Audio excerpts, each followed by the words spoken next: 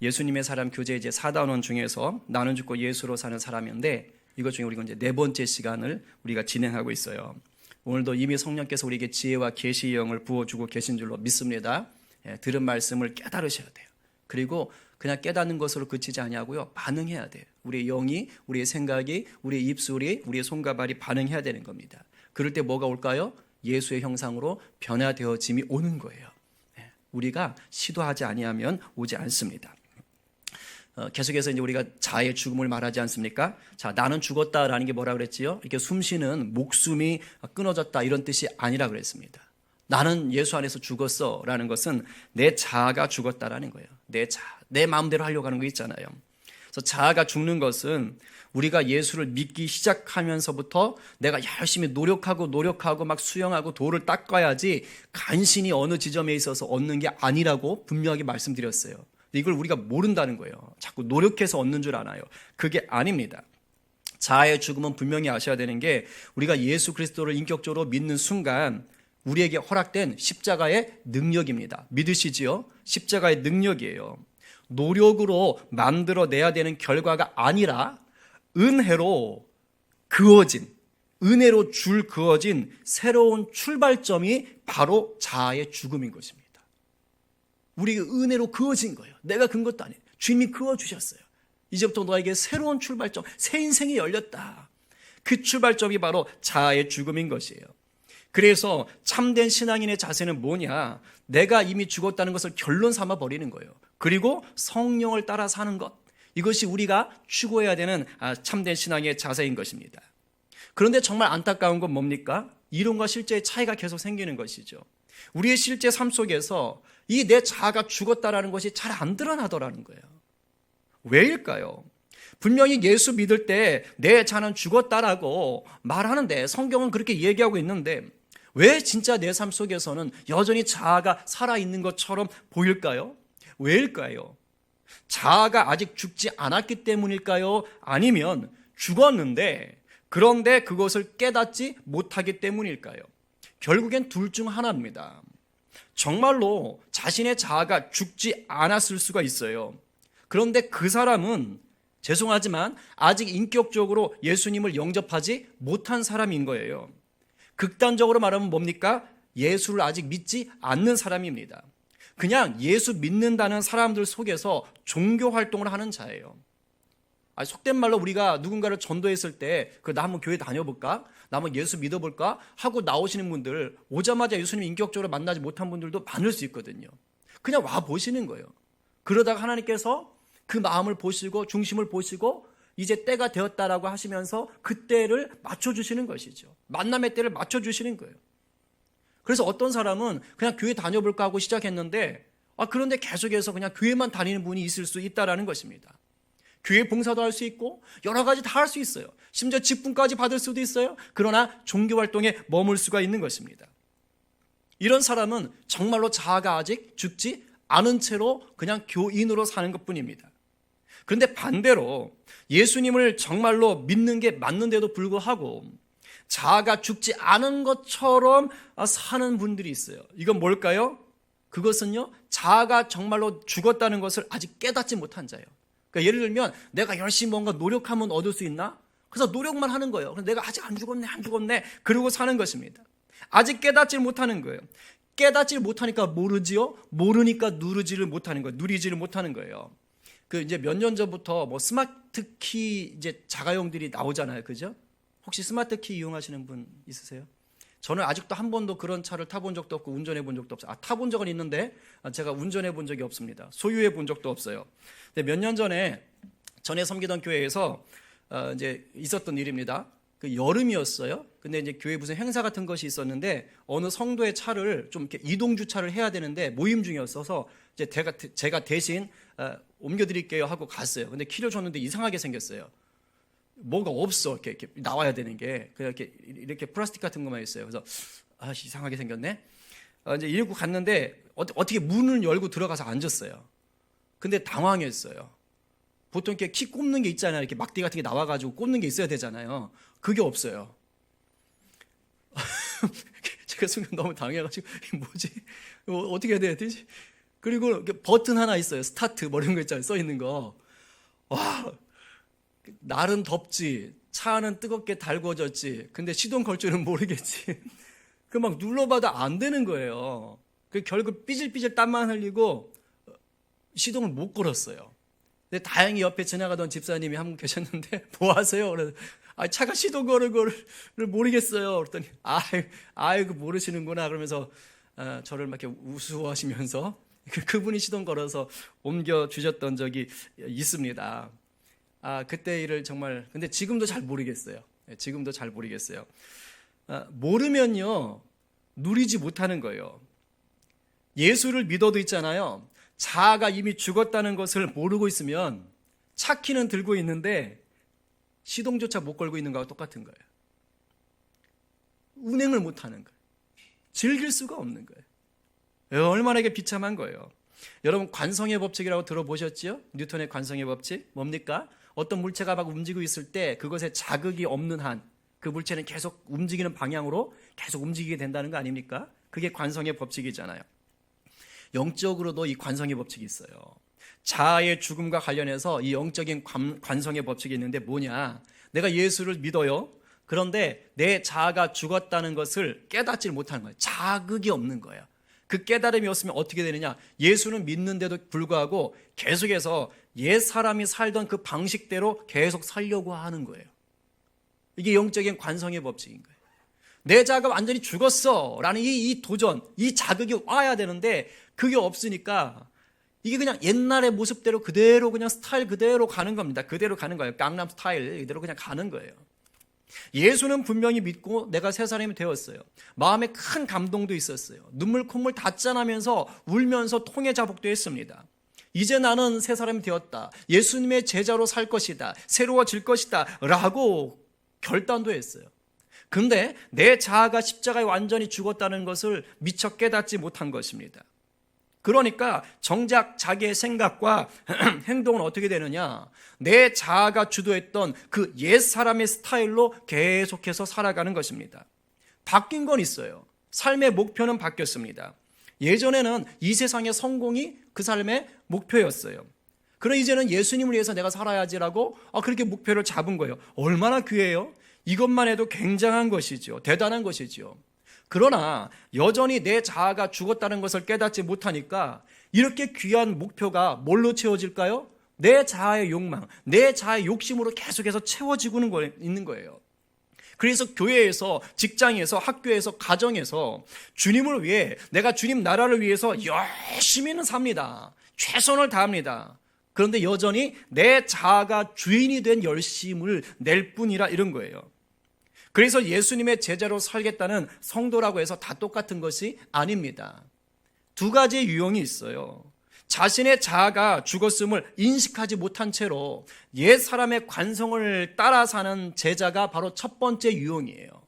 즉, 주님의 일을 자기 스스로의 열심으로 감당하는 사람입니다. 제자는 제자인데 자기 스스로의 힘, 자기 스스로의 열정으로 감당하려는 거예요. 이런 사람은 자아가 주인 노릇을 해요. 자아가 주인의 행세를 해요. 그래서 자신의 열심을 통해서 뭔가 칭찬을 받거나 인정을 받으면 대부분은 그렇게 되죠. 그죠? 교회 안에서 열심히 하고요. 믿는 사람처럼 열심히 하면 막 칭찬도 있고 그래요. 인정도 받습니다. 막 잘한다 합니다. 그러면요, 정말 자기가 막 뿌듯해져요. 막 그걸 자랑하고 심지어 이제 교만해지고 목이 뻣뻣해지고 눈에 보이지 않는 깁스하고 다니고 막 그렇게 사는 거예요. 그리고 내가 없으면 안 되는 줄 알아요. 내가 열심히 해서 그 모든 것들이 다 이루어진 줄 압니다. 그러나 반대로 내가 뭔가 열심히 했어요. 근데 영 반응이 시원치 않아요. 결과가 내 생각만큼 제대로 나오지 않았어요. 이러면 어떻게 됩니까? 낙심하는 거예요. 나는 이렇게 했는데 쟤는 왜 그래? 쟤는 저 정도밖에 안 되는데 나는 왜 그래? 이거 뭐 비교가, 막 비교하는 겁니다. 그리고 절망하고 불평하기 시작합니다. 이러면 어떤 일이 벌어집니까? 그 열심 있는 사람으로 인해서 공동체에 반드시 문제가 생깁니다. 시험이 일어나고 분열이 일어나고 아픔을 겪게 되는 것입니다. 구약에 보면 민수기 16장에 자아가 주인 노릇한 자들을 통해서 이스라엘 백성 전체가 큰 위기에 빠지는 그런 사건이 일어납니다. 레위 자손 중에서 고라와 다단과 아비람과 온이라는 네 사람이 작당을 합니다. 그래서 250명의 이스라엘의 지휘관들을 끌어모아서 자기들의 패거리, 당을 만들어요. 그리고서는 모세와 아론에게 이제 대드는 것입니다. 그래서 너희들 뭔데? 니네가 뭔데? 하나님이 이스라엘 백성 전체를 거룩하게 하셨는데 도대체 모세, 아론 니네가 뭔데 스스로 높아지는 거야? 대체 뭐야? 이 자리 다툼, 자리 욕심이 생겼던 것입니다. 그리고 따졌어요. 근데 지금 이 4명을 비롯한 250명의 주장은 상당히 잘못된 거예요. 아주 잘못된 것입니다. 왜냐하면 모세와 아론을 이스라엘 백성의 리더로 세운 것은 그 사람들이 아니에요. 자기들이 투표해서 뽑은 것이 아닙니다. 하나님이 지명하여 세우셨어요. 그러니까 지금 이 4명의 반란이 일어난 것은, 사람들이 반란한 것은, 대항한 것은 사람에게 대항한 것이 아니라 누구에게 대항한 것입니까? 하나님에게 대항한 것이에요. 더군다나 이렇게 모세에게 대항하는 이들이 이스라엘 공동체 안에서 첨대당하거나 무시당하거나 왕따당했던 그런 자들이 아니었습니다. 이들은 레위 지파였어요. 하나님의 성막에서 봉사하는 일을 맡았던 자들입니다. 이게 우습습니까? 이거 완전 구별된 거예요. 하고 싶어도 아무나 할 수 없는 일입니다. 하나님이 특별히 지명하여 구별하여 세우신 자들인 거예요. 민수기 16장 9절 10절에서 이렇게 말합니다. 쉬운 성경 같이 한번 읽어봅니다. 자, 시작. 이스라엘 하나님께서는 당신들을 다른 이스라엘 백성과 구별하셔서 당신들을 하나님께 가까이 갈 수 있게 하셨소. 당신들은 여호와의 거룩한 장막인 성막에서 일하며 모든 이스라엘 백성 앞에 서서 그들을 대신하여 여호와를 섬기고 있어. 그것이 부족하단 말이요. 하나님께서는 당신과 다른 레위 사람을 가까이 부르셨소. 그런데 당신들이 이제는 제사장까지 되려하고 있어. 네. 지금 이들은 하나님이 맡긴 사명을 귀한 줄을 모르는 거예요. 열심히 일은 했었겠지요. 그런데 자기에 맡겨준 것이 얼마나 귀한 줄 모르고 지금 뭐 하는 것입니까? 하나님이 세워주신 더 높은 자리라고 생각되어지는 그 사람, 그 두 사람을 끌어내리려고 지금 사람들을 끌어모아서 모략을 꾸미고 있는 것입니까? 어쩌다가 이런 일이 벌어졌을까요? 성령이 다스림 가운데 들어갔지 않은 거예요. 자아가 주인 되었기 때문입니다. 하나님이 맡겨주신 사역을 자기 힘으로 그동안 감당해 왔던 것입니다. 하나님이 세우신 자리를 자기 힘으로 올라갈 수 있다고 생각하고 있는 것입니다. 이로 인해서 이스라엘 공동체는 아주 큰 홍역을 치러야 했어요. 하나님께서 이 일을 좋게 보지 않았기 때문입니다. 그 주동자들과 가까이 했던 사람들을요, 땅이 입을 번쩍 벌려가지고 산채로 다 삼켜버렸어요. 지진이 일어났다 이 말입니다. 그리고 이들에게 동조했던 250명의 지휘관들, 여호와의 불이 임해가지고 다 불에 타 죽고 말았습니다. 16장 32절 35절에 보면 이렇게 써 있어요. 마치 땅이 입을 벌려 그들을 삼키는 것 같았습니다. 그들의 가족과 고라를 따르던 사람들과 그들이 가진 모든 것을 땅이 삼켜버렸습니다. 주동자들과 그 패거리가 죽었다는 것이에요. 그리고 250명, 그때 여호와의 불이 내려왔습니다. 그 불이 향을 피운 사람 250명을 죽였습니다. 이 얼마나 무서운 결과입니까? 이것은 단순히 리더십에게 대항했다 그런 뜻이 아니에요. 자기 자아가 살아서 자아를 가지고 자아의 욕심을 따라 생활했을 때 어떤 결과가 나오는지를 보여주는 것입니다. 자아가 죽었음을 모른 채로 옛사람의 관성을 따라 행하는 열심은 결국엔 자기에게도 문제가 되지만 자기가 속한 공동체에게도 덕을 끼치지 못합니다. 가정이 됐든 교회가 됐든 학교가 됐든 직장이 됐든 그렇다 이 말이에요. 참으로 많은 교회들이 이 자아의 죽음을 깨닫지 못하는 저 같은 목사라든가 또는 여러 직분자들, 봉사자들, 사역자들로 인해서 얼마나 심한 몸살을 앓고 있는지 모릅니다. 물론 이 땅 위에 성도로 부름받은 자들은 완벽한 자들은 아니지요. 저를 비롯해 그 누구도 완벽하진 않습니다. 우리는 죄로 죽을 수밖에 없었던 자들인데 십자가의 은혜로 그냥 구원받았을 뿐이에요. 달리 말하면 육신적으로는 여전히 불완전합니다. 제 유혹 가운데 때때로 무너질 수밖에 없는 연약함이 있다고요. 그렇기 때문에 성도들이 살아가는 가정과 교회와 직장과 학교 등에서 여전히 자아가 죽지 않은 상태의 모습들 드러날 수밖에 없습니다. 저는 인정합니다. 그리고 그로 인한 시험과 분열과 상처들도 나타날 수 있다는 것 인정합니다. 언제든지 그런 것들은 드러나요. 교회는 절대 1급수가 아니기 때문에 교회도 예외가 아닙니다. 그러나 모르고 당하는 것과 알고 문제를 고쳐나가는 것은 전혀 다른 결과를 만들어내는 것이에요. 자아가 죽었음을 깨닫지 못한 채로 그냥 공동체 안에 있는 갈등과 시험을 풀어보려고 노력하게 되면 어떤 일이 벌어질까요? 노력하면 할수록 뭐가 됩니까? 성령의 뜻을 따르지 않는 게 돼요. 인간적인 방법, 자아의 욕심, 욕망을 따라서 문제를 해결하려고 하는 겁니다. 하늘의 가치와 하늘의 방법이 아니라, 하나님의 기뻐하시는 것이 아니라 이 세상이 옳다고 여겨지는 것들을 가지고 일을 해결하려고 하는 것이에요. 그러면 문제가 해결되는 것이 아니라 오히려 더 골마 터져버리거나 비참한 결과를 만들 수밖에 없는 것입니다. 이 문제를 정확하게 알아야 돼요. 혹 우리는 어떻습니까? 여러분들은 어떻습니까? 여러분들이 바라보시는, 여러분들이 속해 있는 우리 성령 공동체는 어떤가요? 자아가 죽지 않은 옛 사람의 관성을 따르는 모습은 혹시 없습니까? 바라기는 성령께서 우리의 영적 상태를 정확하게 진단해 주시고 선한 길로 인도해 주시기를 간절히 기도합니다.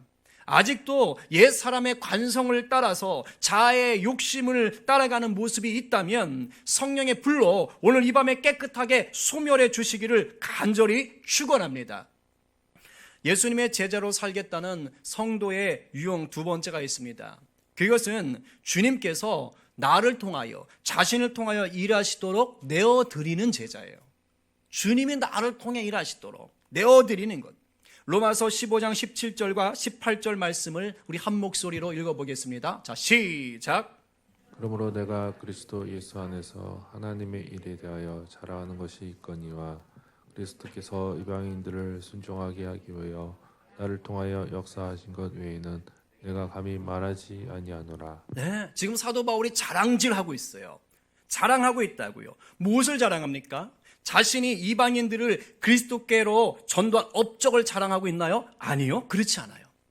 자랑을 하기는 하는데 그리스도께서 자기를 통하여 일하신 것을 자랑하는 거예요. 자신의 공로를 부인하고 주님의 공로만을 지금 높이고 있는 것입니다. 이게 바로 우리가 누려야 할 제자의 모습인 것입니다. 이것은요, 실제로는 자기가 했는데 그냥 인사치레로 아유 주님이 하셨어요. 아 주님이 하셨지요. 네, 뭐 그런 거지요. 마치 직장에서 그냥 밑에 직원이 일 다 했는데 그래도 예의상 그냥 직장 내규상 아유 뭐 사장님이 다 하셨지요. 뭐 제가 뭐 한 게 있나요? 이런 식으로 얘기하는 것이 아닙니다. 겉으로 볼 때는 내가 한 것처럼 보이지만 실제로는 주님이 하셨다. 이것은 주님이 아니면 할 수 없었다. 내 안에 주님께서 나를 통해 역사하신 것이다. 이걸 분명히 아는 거예요. 이 사실을 알고 믿는 자의 고백이 바로 사도 바울의 지금 이 고백입니다. 바로 이러한 제자들을 통해서 주님은 계속해서 강력하게 일하시는 것이에요. 그렇습니다. 삶의 주도권을 주님께 온전히 내어드린 그 성도에게 하나님의 역사는 더 강력하게 드러납니다. 이런 사람은요, 자신이 열심을 다해서 노력하고 그 섬긴 일이 잘 되었다고 막 우쭐대거나 자랑하거나 교만해지지 않아요. 반대로 내가 열심을 다해서 섬긴 일이 좀 잘 안 되고 인정받지 못하고 뭐 예상 밖의 욕을 얻어먹고 그런다고 해서 뭐 낙심하거나 불평하거나 누군가를 뭐 미워하거나 이러지 않아요. 왜일까요? 자기의 자아가 죽었음을 분명히 알기 때문이에요. 그러니까 그런 일들로 인해서 뭐 갈등을 만들어내거나 분쟁을 만들어내지도 않습니다. 지난 시간에 말씀드렸지만 자아가 죽었다는 것이 아예 내가 생각조차 하지 않는다. 넌 아무것도 생각하지 마. 넌 로봇이야. 그냥 주입하는 대로 살아. 이런 게 절대 아니라 그랬어요. 우리가 자아가 죽었다는 것을 알고 그리고 나서 성령을 따른다는 것은 내 마음의 생각과 의지가 나의 주인 되신 성령님에게 나의 자유의지를 통해서 순종하는 거예요. 나 생각합니다. 나 무엇을 결정할 수 있어요. 그런데 성령님께 묻고 그 다음에 대화를 나누고 맡기고 그리고 그 뜻을 따라서 자유롭게 순종하는 거예요. 내 자유의지가 성령님께 따라가는 것입니다. 그게 내 자아가 죽는 것이에요. 이런 자를 통해서 일하신다고요. 우리 제자훈련 교재에 보면 어느 고등부 그 여학생의 이야기가 나옵니다. 이 여학생의 그 부모님이 학생이 어릴 때 이제 다 돌아가셨어요. 그래서 고모 밑에서 이제 다른 이제 조카들이겠죠. 같이 자라게 되었습니다. 근데 그 고모가 이 조카들을 키우느라고 뒷바라지 하느라고 결혼도 못하고 그냥 미스로 계속 이제 늙어가면서 애를 쓴 거예요. 그런데 이렇게 고생하다 보니까 힘들잖아요. 그러니까 이제 조카들을 보고 막 잔소리를 하는 거예요. 막 불평, 불만, 화를 낼 때가 많아진 겁니다. 이제 고모가. 그래서 이 여학생은 늘 그게 힘들었어요. 물론 고모가 우리들 때문에 고생하는 걸 알겠는데 맨날 잔소리 하니까 그게 너무 듣기 싫은 거예요. 근데 제일 힘들었던 건 뭐냐? 고모가 교회를 안 다녀요. 그러니까 이 여학생이 교회 가는 걸 계속 구박하는 거예요. 반대하는 거예요. 너 뭐 거기 뭐가 나와? 너 고모나 도와주지. 설거지는 안 하고. 막 이런 식으로 막 계속 막 하는 거예요. 그러니까 그게 너무 힘든 거예요. 자기는 예수님 믿고 싶은데, 교회 다니고 싶은데. 그러면 또 그냥 욱해가지고서는 뭐 고모가 뭐고 잘해주는 뭐 하면서 싸우고. 그리고 나서 교회 가면 마음이 편해요. 그러니까 교회 가서 또 막 울고 막 회개하고. 이제 그런 날들이 계속 반복되는 것입니다. 반복되는 것이에요. 근데 어느 날 교회에서 설교를 들었어요. 내가 죽어야 주님이 일하신다. 이 설교를 들은 거예요. 근데 그게 큰 은혜가 됐대요. 그 여학생에게. 그래서 집에 가는 길에 마음속으로 그런 소원을 하나님께 아랬대요. 아, 정말로 우리 주님이 좀 나 좀 대신해서 우리 고모 좀 만나주면 좋겠다. 그래서 집 앞에 다가가지고 문고리를 붙잡고 들어가지 않고 기도했대요. 하나님 맞아요. 제가 죽으면 주님 일하시지요. 정말로 저는 고모를 만나서 싸우고 싶지 않아요. 싸울 자신도 없어요. 주님 정말 부탁합니다. 저 대신 주님이 우리 고모 좀 만나주세요. 그리고 간절히 기도하고 문을 딱 열었어요. 어떤 일이 벌어졌을까요? 맞니? 이렇게 됐을까요? 아니요. 평소처럼 고모가 딱 쳐다보더니 바로 잔소리가 따다다닥 나오는 거예요. 막 인상을 딱 쓰고 그렇게 영락 없이 평소처럼 그렇게 고모가 자기를 대하더라는 거예요. 근데 놀라운 일이 벌어졌어요. 고모는 그대로예요. 근데 그 여학생의 마음이 바뀌었어요. 이전과 다르더랍니다. 어제까지만 해도 막 욱하는 마음에 그냥 고모한테 대들고 큰소리치고 씩씩거리면서 밀치고 집에 들어갔을 텐데 이상하게 그런 마음이 안 들더래요. 그러면서 자기 눈앞에 그 고모의 자기들 때문에 고생했던 그 얼굴 쭈글쭈글해지고 그냥 근심과 걱정이 많아 보이는 그 얼굴이 모르게 눈물이 막 솟구쳐서 올라가더랍니다. 그게 보여지더래요. 고모의 고생한 얼굴이. 그러면서 자신에게 소리를 지르는 그 고모를 자기도 모르게 그냥 와 끌어안았답니다.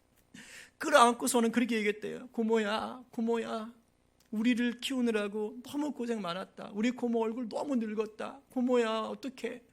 이러면서 그냥 끌어안고 그리고서는 막 고모한테 울먹이면서 그렇게 얘기했대요. 고모가 얼마나 당황했겠어요. 얘가 미쳤나. 그러니까 처음에 너무 당황해가지고 왜 이래 이러는데 그 순간에 성령이 일하신 거예요.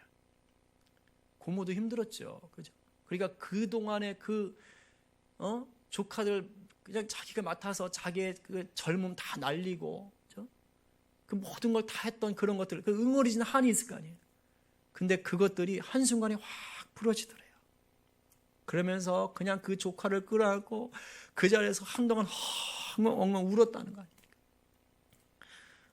주님과 상의하고 주님이 일하시기를 구한 그 조카를 통해서 어떤 일이 일어났어요? 주님이 그 많은 한 여인의 삶을 치유하신 거예요.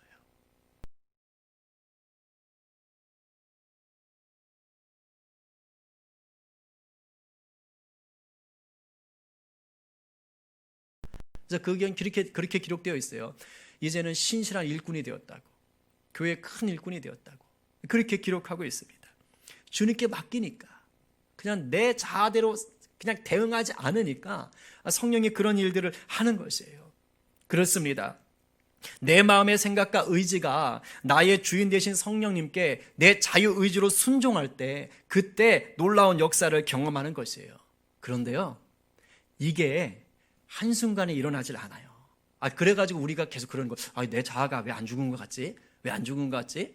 자꾸 이렇게 느끼는 게 이게 한순간에 일어나는 사건이 아니라 그래요. 이것은 훈련을 통해 깊어지는 거예요. 근데 그 훈련은 다른 게 아니에요. 뭐냐면 지난주에도 말씀드렸지만 시시때때로 내 자아가 이미 죽었음을 고백하고 선포하는 거예요. 그리고 매사에 성령님의 인도하심을 구하는 훈련을 하는 것입니다. 이게요, 내 안에 거룩한 습관이 되어야 돼요. 저는 습관이란 표현을 써요. 타성이란 말이 아니라 거룩한 습관. 완전히 본능처럼 자리 잡아야 돼요. 그렇지 않으면 정작 위기가 닥쳤을 때 성령님께 순종하지 못한 채로 옛 사람의 관성을 따라서 자아가 주인 노릇하게 되는 것입니다. 여러분 한번 잘 생각해 보세요. 언제 내 자아가 강하게 주인 노릇하는 것 같지요? 뭔가 중요한 일을 결정해야 될 때, 또는 갑자기 감정이 상하는 일이 생겼을 때, 그럴 때예요. 그럴 때 나도 모르게 그냥 평상시에는 이렇게 좀 차분한 것 같다가도 이럴 때가 되면 내 자아가 주인 노릇하는 모습이 확 올라와요.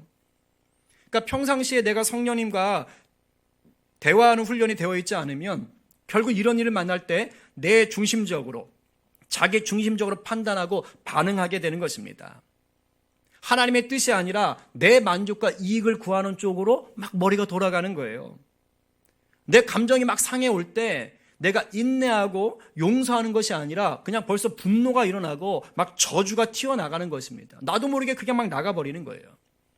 결국엔 우리가 날마다 말씀과 기도를 게을리하지 않아야 하는 이유가 여기에 있는 것입니다. 여러분, 우리가 말씀을 공부하고 말씀을 묵상하고 기도를 해야 되는 것은요, 내 머리에 성경 지식을 좀 더 쌓기 위한 것이 아니에요. 내 마음에 단순히 위로를 받기 위한 것이 아닙니다.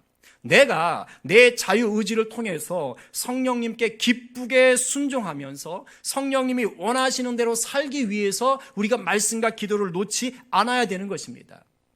이럴 때 내 자의 힘으로는, 내 마음의 힘으로는 결코 이룰 수 없었던 그 놀라운 일들이 바로 주님이 나를 통해서 이루시는 것이에요. 이런 기대감이 우리 가운데 있어야 돼요. 고아들의 아버지라고 불렸던 조지 뮬러 목사님, 언젠가 제가 한번 말씀드렸어요. 정말 이 목사님은요, 날마다 말씀과 기도를 통해서 나는 죽고 예수로만 사는 인생을 훈련하고 또 훈련하고 훈련하고 또 훈련하신 분이에요. 아무리 주변 환경이 나에게 우호적이고 내가 계획했던 것에 적절하게 이게 반응하는 것처럼 보여도요, 이 목사님은 성령님께서 허락하지 않았다면 움직이지 않았어요. 성령님이 오케이 하실 때까지 묻고 물었어요. 그냥 기도한 게 아니에요. 말씀을 통해서 묵상하면서 기도했습니다. 1843년경에 이제 고아원을 4번째로 설립해야 될 상황이 생겼어요. 고아들이 계속 많아지니까.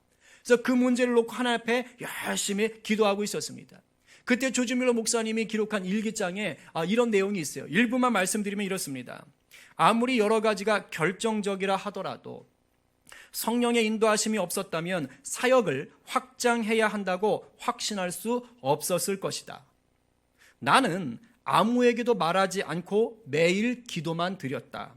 주님이 새로운 고아원을 필요로 하지 않으시면 저도 필요 없습니다. 나는 주님의 뜻을 행하려 했고 주님 안에서 기뻐하고자 했다. 그분의 일기 중 일부입니다. 뭔가 고아원을 설립해야 될 수밖에 없는 결정적인 이유들도 있었고 뭔가 한 게 맞아 돌아갔지만, 그러나 성령이 오케이 하지 않으면 자기도 움직이지 않겠다는 거예요. 철저히 하나님의 뜻에 순종하려는, 자아를 완전히 죽이고 사는 그런 삶의 모습이 드러났다는 거예요. 저와 여러분 모두가 조지 뮬러 목사님처럼 예수님의 참 제자로 살면서 정말 예수님의 큰 능력, 예수님의 큰 일하심을 경험하되기를 소망하고 있지 않습니까? 그렇다면 무엇보다 자아의 죽음 문제를 확실하게 정리해야 되는 거예요. 내 자아는 이미 십자가에 죽었음을 완전하게 믿고 확신해야 되는 것입니다. 그리고 모든 순간을 성령님과 대화하면서 그분의 뜻에 순종하기를 기뻐해야 되는 거예요.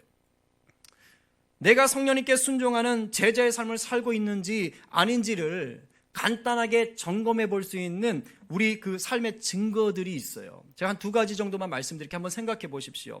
먼저 내가 어떤 일들을 하는데요, 계속 그 일 때문에 불평과 불만과 낙심이 올라오고 계시면 그것은 죄송하지만 지금 성령님께 순종하고 있는 것이 아닙니다.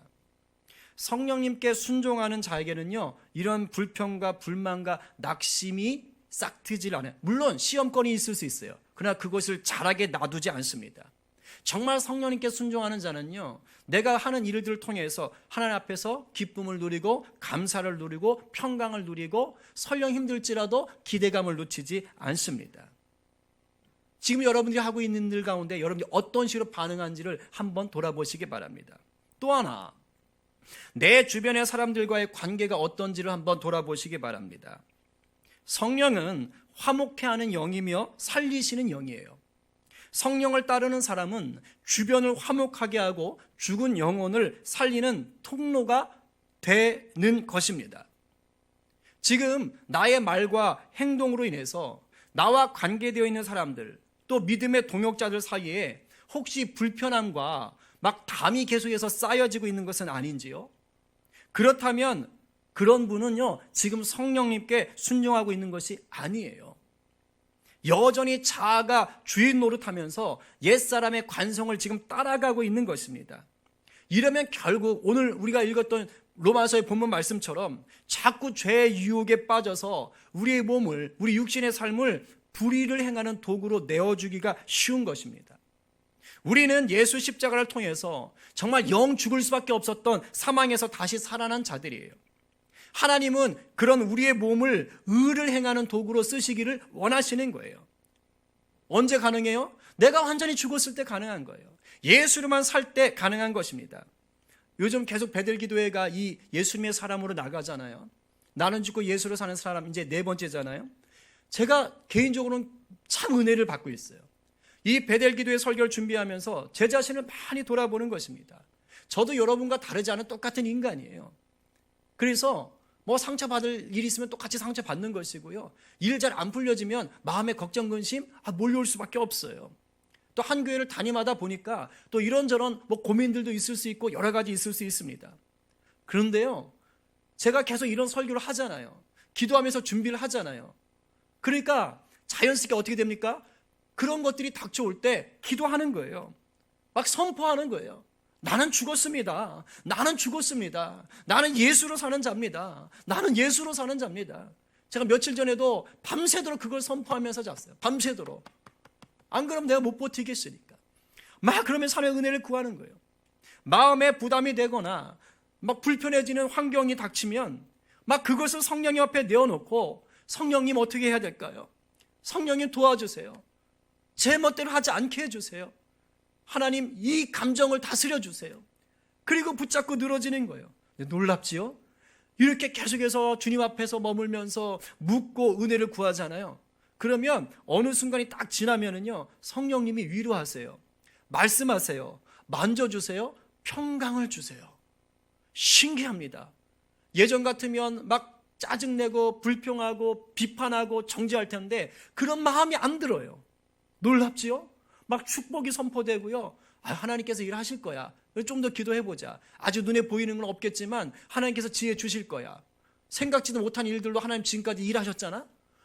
막 그런 마음이 드는 거예요. 신기한 일이지요? 근데 이게 사실은 신기한 일이 아닌 거예요.